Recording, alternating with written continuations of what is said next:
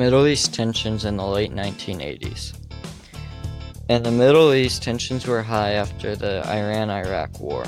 Iraq's economy was exhausted due to the war and needed economic relief. Iraq found out that the United States were supplying both Iran and Iraq with weapons in the war. When the U.S. was supposed to only supply Iraq, this was known as the Iran-Contra scandal.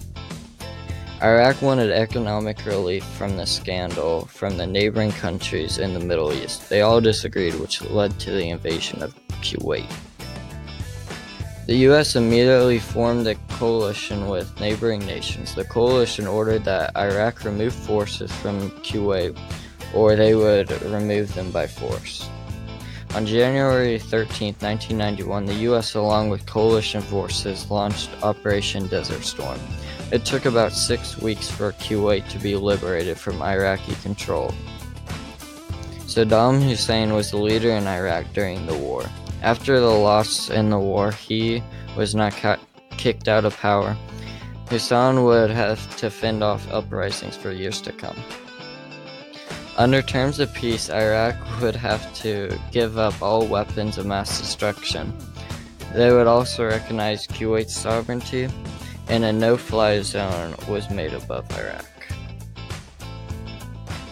In 2002, without UN approval, President Bush offered an ultimatum to Saddam Hussein.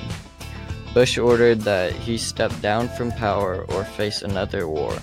He declined, leading to another Persian Gulf War.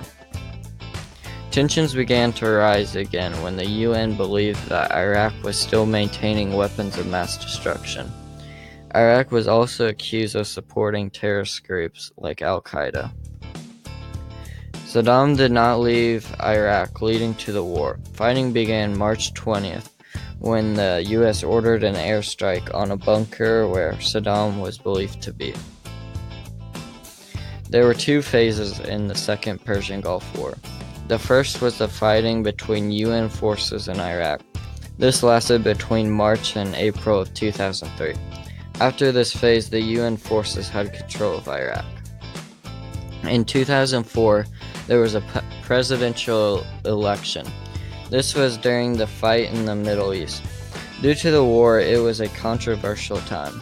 George W. Bush barely won the election over former Senator John Kerry.